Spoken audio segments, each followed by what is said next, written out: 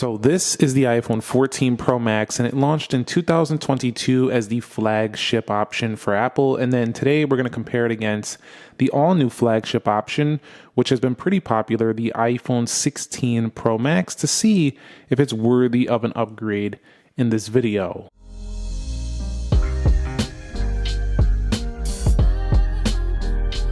So what is up, guys? Nick here, helping you to master your technology. Let's talk about the prices first. So when the 14 Pro Max came out, they had a cheaper option because they did have a 128 gig option. Starting with the 15 Pro Max, they got rid of that option.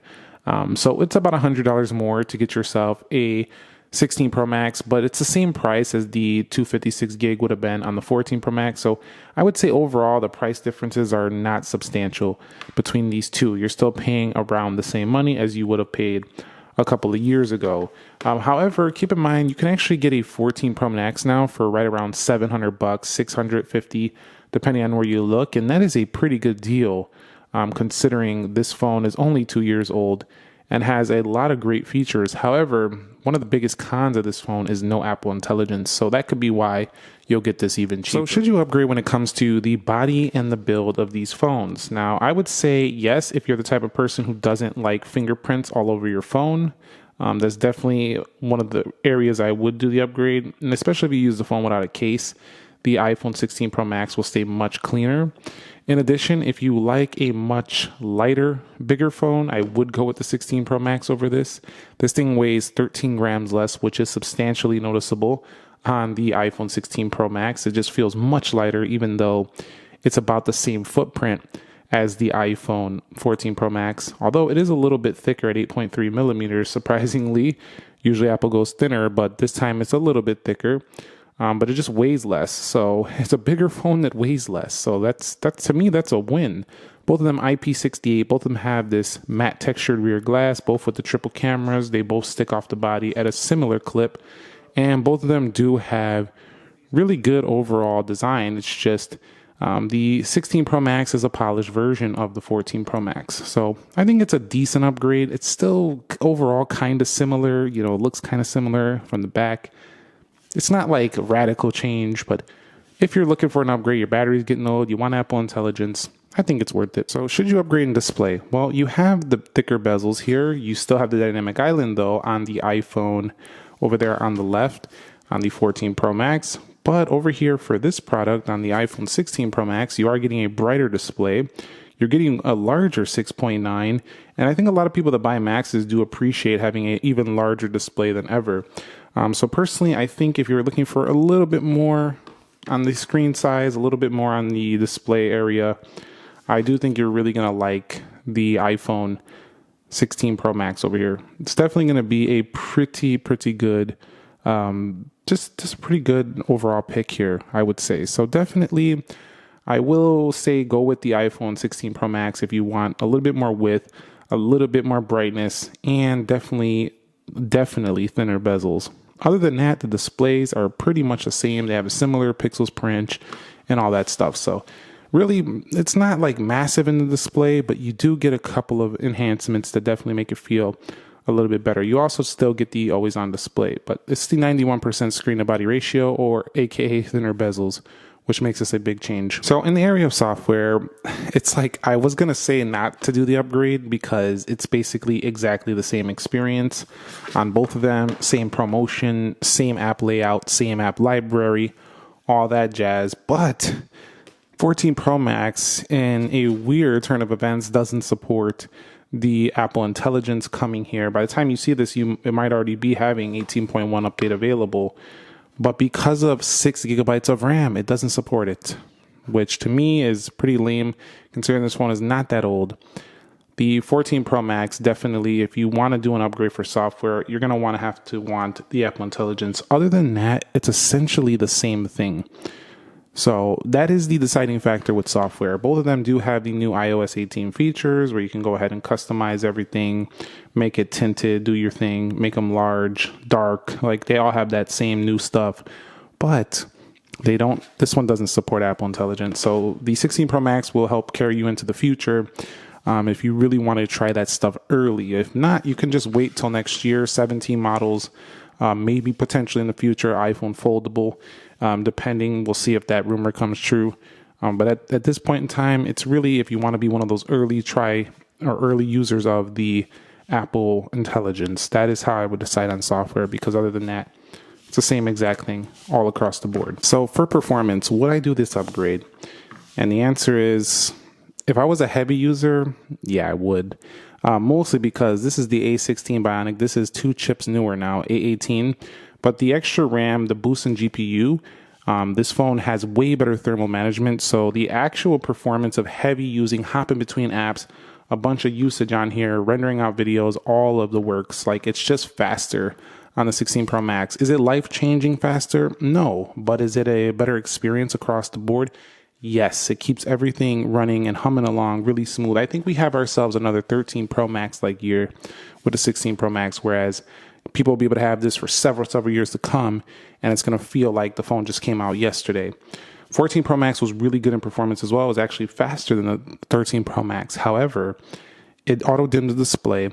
The 6 gigs of RAM wasn't enough, so definitely I would go here for heavier use. Basic casual use, everyday use, most people are going to say, I have no slowdowns, Nick. What are you talking about? And I'm not saying you do.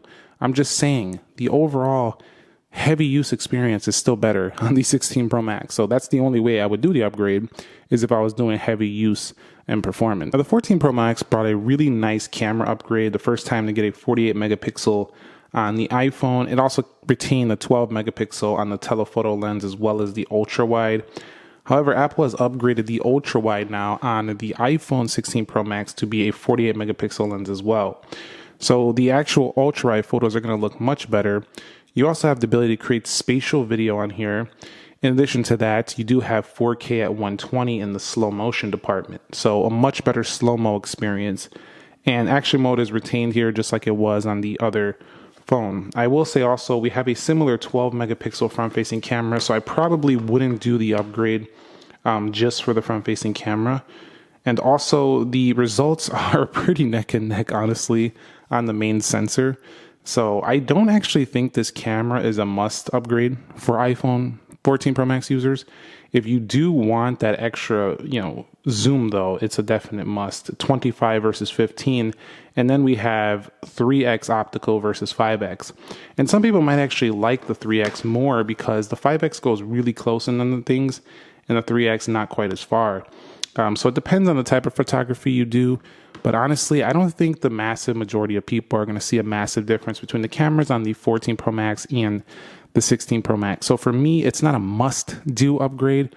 But if you do decide to do this upgrade, I think you'll be happy with the better results to come out of the 16 Pro Max. But don't expect like a whole new camera design, a whole new entire everything rehauled camera. Like, that's just not this phone. It's going to be pretty similar, just a little bit better. Once again. So should you upgrade for battery life? And the answer is yes, you definitely should. The iPhone 14 Pro Max was not even better than the iPhone 13 Pro Max. And the 15 Pro Max was better than the 14 Pro Max. And then the 16 Pro Max is better by a good shot over the iPhone 15 Pro Max. So you get the picture. This phone is behind basically the last 4 generations, or 3 or 4. The 14 Pro Max was the worst of the past, like 13, 14, 15, 16. So this is the worst out of that bunch. So it's a definite go for battery. It's actually noticeably longer on the iPhone 16 Pro Max. So if this is one of the biggest areas that matters to you, I definitely would dump this phone, get a good trade-in or resale value on it, and reduce the cost and pick yourself up a 16 Pro Max, because that area is substantially better. In my experience, also, when you put on low power mode, you do drop down to 60 hertz, but you do get a even longer battery life, which you can also do on the 14 Pro Max. But this in low power mode can't even beat this without low power mode on. So that should be saying something right there. This thing is a monster in that area. So when it comes to the audio was not substantially different. As a matter of fact, it was almost identical. I only heard like maybe a decibel difference on both going to the iPhone 16 Pro Max. The USB-C connectivity was a nice enhancement though, and we do have Wi-Fi 7 now, so the Wi-Fi speeds and also a better modem for making phone calls on the newer 16 Pro Max. So Your reception strength, even though this is something not a lot of people talk about, is actually better by a good margin on the 16 Pro Max. Your 5G should be a little faster. In addition to that, your Wi-Fi connectivity should be a little bit better, along with even better Bluetooth connectivity as well. Everything just gets faster in the connectivity department for these two. So I would say go with this phone if that's something you want to do for like connectivity speeds. Bluetooth, I'm probably off on that when they're both 5.3, but I don't know. It feels like these newer AirPods just seem to be connecting faster than ever. But the connectivity when it comes to Lightning, that was only a 2.0 transfer. This is a 3.2 Gen 2 USB-C. It also has DisplayPort now, which this one didn't have. So it's better in connectivity as well, honestly. And let me talk about the cons of like what hasn't changed and why this is not a great upgrade. Well, the core experience really hasn't changed. What you actually use on the phone day to day, your apps and stuff, they're pretty much the same thing. The core things that make a smartphone and the things you need to use. I think that's why a lot of people say this is not worth the upgrade and stuff like that. That's because the core experience is similar, So that's what's the con here of upgrading. Also, the cameras I don't think are a life changer for sure, definitely. And I think just generally how you use a phone and what you need from an iPhone, it is quite a bit of money to plop down for some of these what could be considered or perceived as minor changes. So definitely there are a lot of, people saying they're going to keep their 14 Pro Max, and that is awesome. I'm not against you saying that. You have the right to do that. You purchased your phone. I'm just saying that there are enough things here to justify the upgrade if a person wants to do the upgrade. I personally, if this was me, like just dropping my 14 Pro Max, I would just sell this thing and trade it in, get a massive discount, like about $600-700 discount on this phone. And then this phone effectively becomes like $400 or $500. And at that price is definitely worth it over here. A couple other things that haven't really changed much are the Face ID. I mean, the Face ID experience is essentially exactly the same. We also have a emergency SOS feature, which is pretty much the same, satellite via text. So these are pretty similar in some of those areas as well. Other than that, I think going full retail after having this would be a much harder justification. So the trade-in would be necessary for me if I was to recommend this upgrade. So at the end of the day, I do think the 16 Pro Max is a worthy one, definitely for sure. I do want to see more changes in terms of like a radical redesign, a radical change, this whole like triple camera, big phone, iPhone. It's just getting kind of long in the tooth, and we're ready to see something radically different from the iPhone land. So I hope that's what comes next. But thumbs up if you enjoyed it. Subscribe if you found this video helpful, entertaining, informative. You might as well to catch more content like this. And I'll catch you all in the next episode. Nick here. Be sure to be well, and peace.